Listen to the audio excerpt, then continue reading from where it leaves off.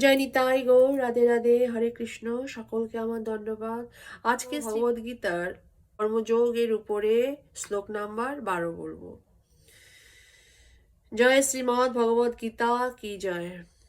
ওং অঙ্গনতিমিরান্ধস্য জ্ঞানাঞ্জন শলাকয়া চক্ষুস্মিতাং যেন তস্मै শ্রী গুরবে নমঃ।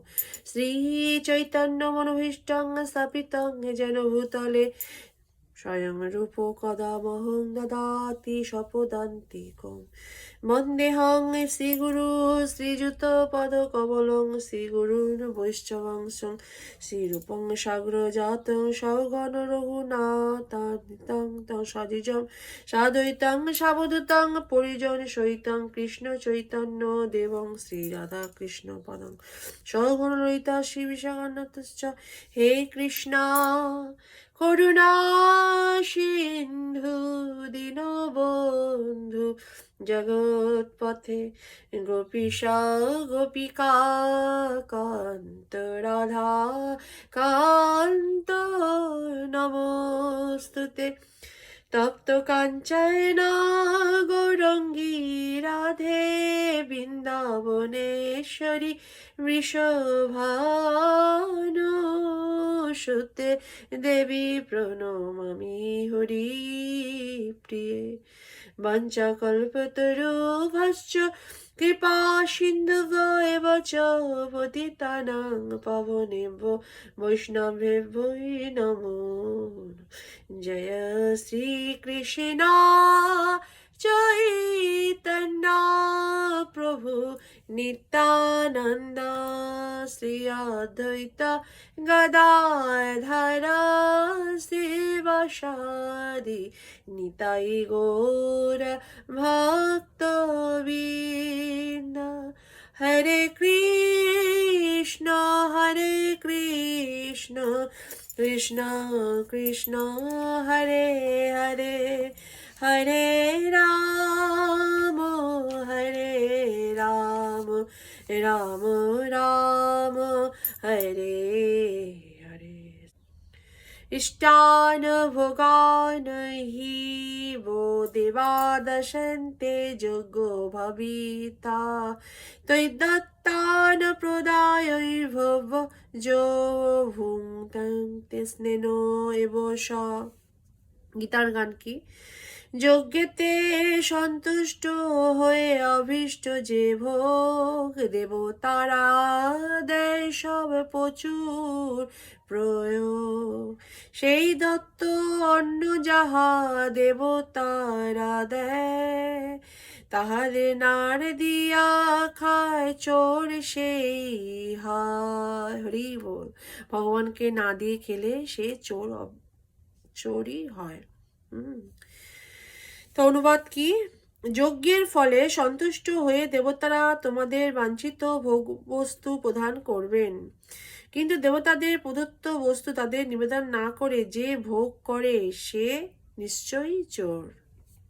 অনুবাদ তাৎপর্য কি? জীবের জীবন ধারণ করার জন্য যা কিছু প্রয়োজন তা সবই ভগবান শ্রীবিষ্ণুর নির্দেশ অনুসারে বিভিন্ন দেবদেবীরা সরবরাহ করেছেন। আমরা তো সামান্য, অতি সামান্য। আমরা ভগবান হচ্ছে আমাদের সৃষ্টিকর্তা, তো প্রতিপালক। তা আমরা যা কিছুই করি না কেন ভগবানকে অফারিং করে আমাদের করতে হবে। আমরা যা কিছুই পাই না কেন সব কিছু তার ভগবানেরই অংশ, সব কিছু ভগবানের অংশ। তো ভগবানকে না দিয়ে খেলে সে চোরই সাব্যস্ত মনে হয়। ঠিক আছে? সুতরাং আপনারা পারেন বা না পারেন অন্তত ভগবানকে আপনারা দিয়ে প্রসাদ পাবেন। জয় নিতাই গো। তাই যজ্ঞ অনুষ্ঠান করে এই সমস্ত দেবদেবীদের তুষ্ট করতে শাস্ত্রে নির্দেশ দেওয়া হয়েছে। বেদে বিভিন্ন দেবদেবীর উদ্দেশ্যে বিভিন্ন যজ্ঞ করার নির্দেশ দেওয়া হয়েছে, কিন্তু সমস্ত যজ্ঞের পরম ভোক্তা হচ্ছে স্বয়ং ভগবান। ভগবান দেখে তার ভক্তি, আপনি কতটা ভগবানকে ভালোবাসেন। আপনি যদি কিছুটাই আপনার প্রিয় জিনিস যদি ভগবানকে আপনি দেন তাহলে আপনার খুবই ভালো হবে। সুতরাং ভগবান এটাই দেখে যে তার কতটা ভক্তি তার মধ্যে আছে, মানে ভগবানকে সে তার জীবনের চাইতে বেশি ভালোবাসে। যাদের ভগবান সম্বন্ধে কোনো ধারণা নেই, যারা অল্প বুদ্ধি সম্পন্ন, বিভিন্ন দেবদেবীর উদ্দেশ্যে তাদের যজ্ঞ অনুষ্ঠান করতে বলা হয়েছে। মানুষেরা যে বিভিন্ন জড়গুণের দ্বারা প্রভাবিত, সেই অনুসারে বেদ বিভিন্ন ধরনের যজ্ঞ করার নির্দেশ দেওয়া হয়েছে। একইভাবে বিভিন্ন গুণ অনুসারে বিভিন্ন দেবদেবীর পূজা করাও নির্দেশ দেওয়া হয়েছে। যেমন যারা মাংসাশী, তাদের যারা প্রকৃতির বিভৎস রূপী কালীর পূজা করার নির্দেশ দেওয়া হয়েছে এবং কালীর কাছে পশু বলি দেওয়ার বিধান দেওয়া হয়েছে। কিন্তু যারা সদ্গুণে অধিষ্ঠিত, তাদের নির্দেশ দেওয়া হয়েছে পরমেশ্বর ভগবান শ্রী বিষ্ণুর আরাধনা করতে। সমস্ত যজ্ঞের উদ্দেশ্য হচ্ছে ধীরে ধীরে জড় স্তর অতিক্রম করে অপ্রাকৃত স্তরে উন্নীত হওয়া। সাধারণ লোকেদের অত্যন্ত পঞ্চ মহাযজ্ঞ নামক 5টি যজ্ঞের অনুষ্ঠান করা অবশ্যই কর্তব্য। আমাদের বোঝা উচিত যে মনুষ্য সমাজে যা কিছু প্রয়োজন তার সবই আসছে ভগবানের প্রতিনিধি বিভিন্ন দেবদেবীদের কাছ থেকে। কোনো কিছু তৈরি করার ক্ষমতা আমাদের নেই। যেমন মানব সমাজের নিত্য প্রয়োজনীয় খাদ্য, ফলমূল, শাকসবজি, দুধ, চিনি, এগুলি কোনোটাই আমরা তৈরি করতে পারি না। তেমনি আবার নিত্য প্রয়োজনীয় জিনিসগুলি যেমন উত্তাপ, আলো, বাতাস, জল আদিও কেউ তৈরি করতে পারে না। ভগবানের ইচ্ছার পূর্বের ফলেই সূর্য কিরণ দান করে, সূর্য জ্যোৎস্না বিতরণ করে, বায়ু প্রবাহিত হয়, বৃষ্টির ধারার ধরনী রসসিক্ত হয়, এগুলি ছাড়া কেউ বাঁচতে পারে না। এইভাবেই আমরা দেখতে পাই আমাদের জীবন ধারণ করার জন্য যা কিছু প্রয়োজন তা সবই ভগবান আমাদের দিচ্ছেন। এমনকি কলকারখানাতেও আমরা যে সমস্ত জিনিস বানাচ্ছি তাও তৈরি হচ্ছে ভগবানের দেওয়া বিভিন্ন ধাতু, গন্ধক, পারদ, ম্যাঙ্গানিজ জাতীয় প্রয়োজনীয় উপাদানগুলি দিয়ে।